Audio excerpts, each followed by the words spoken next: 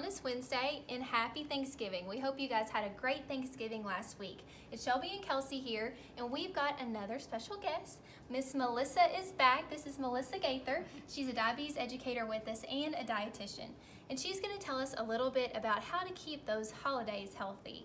So Melissa, what would you say is the difficult thing about sticking with your health goals during the holidays?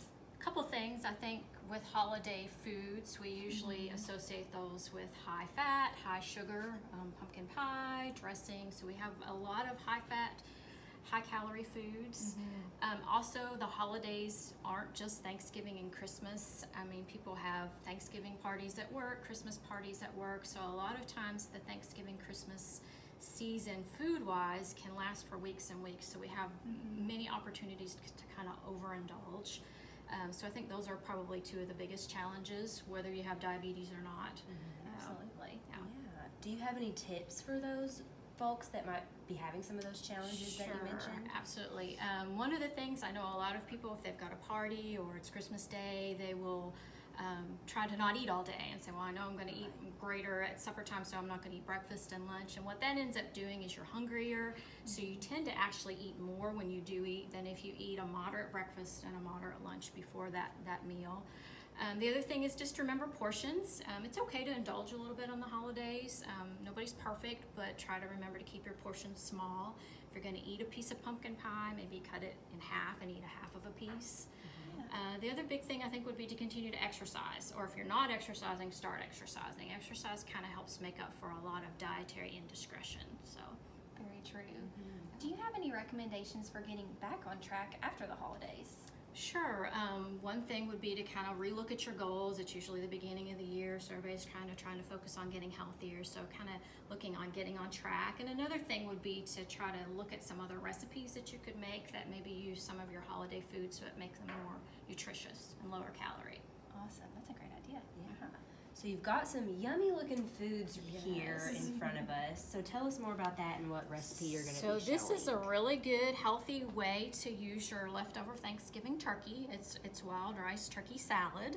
And what it starts with is, this is wild rice mix. And this is already cooked.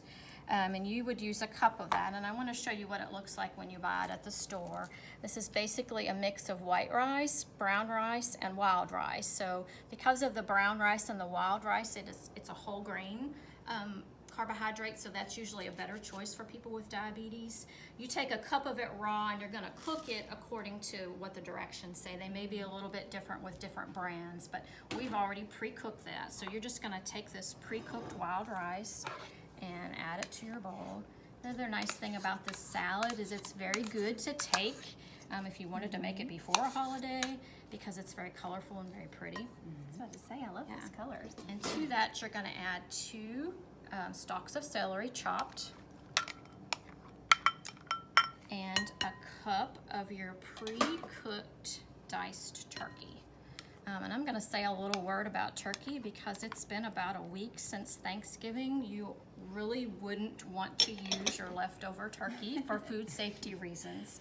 So turkey leftovers should be used refrigerated promptly, first of all, then used within 3 to 4 days, or frozen. So just remember, this turkey is not a week old, and you wouldn't want to use a week old turkey. Use leftover turkey for food safety reasons. But to that, you're going to add a half a cup of dried cranberries and a half a cup of toasted chopped pecans. You can see basically how easy that is to make, and you're just going to mix that together. Love it. So colorful and using a lot of great things that maybe you do have left over. Yeah, and you really could use any, if you wanted to chop up carrots in there, or use a different fruit. If you just had canned chicken, you could do that. If it's not holiday season, do that as well. And then to that, for your dressing, you're going to mix, this is a combination of 2 tablespoons of olive oil and 2 tablespoons of balsamic vinegar. And since it kind of separates when it sits, you do want to kind of whisk it a little bit to kind of blend those ingredients. And then you will just pour this over the salad. It doesn't take much, does it? No, it's pretty a thin dressing, so it's going to absorb and spread out pretty good. You can kind of see how it's coating. I love that. So Smells good. once you get that mixed up, you can eat it immediately, which is what we're going to do today. But it's better if you let it sit in the refrigerator for at least an hour, and then ideally overnight. The longer it sits, once again, taking food safety in mind, the better it's going to taste. It's very low sodium. A cup of this, which is a very good portion, is about 250 calories and about 30 grams of carbohydrates. So it's a good choice for people with diabetes. Wow, I cannot wait to give that a try. All right, let's dig in. Thank you, Kelsey. Yes. I want to get every little piece that I can. A little bit of it all.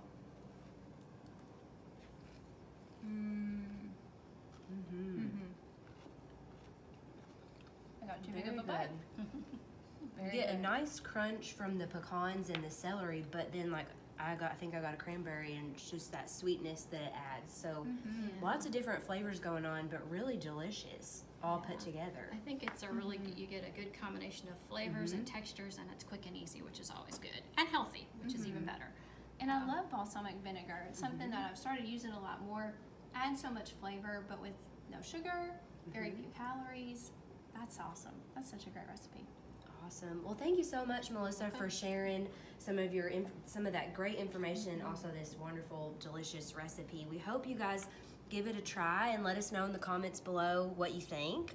Maybe attach some of your pictures. And you can also find the recipe on our website at owensborohealth.org/nutrition. And remember, if you ever want to learn more about diabetes, or if you have diabetes and you're interested in speaking with one of our diabetes educators, simply just ask your doctor for a referral, and we can get you all set up. We hope to see you next week on Wellness Wednesday, your place to get well, one bite at a time.